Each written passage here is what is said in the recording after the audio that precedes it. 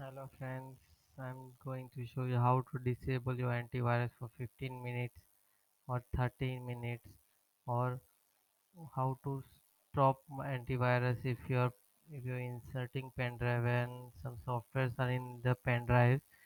The antivirus, what does antivirus do? It just suddenly deletes the crack file.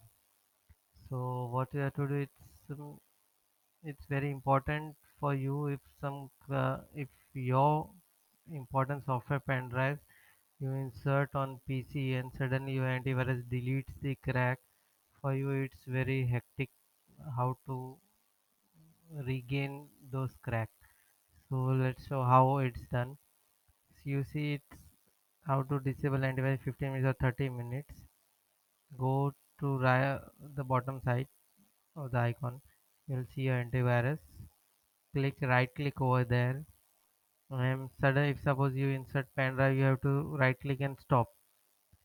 And if you have to stop it for 15 to 30 minutes, if you're installing any software, then it's very important to off for minimum 15 to 30 minutes so that you can install your software.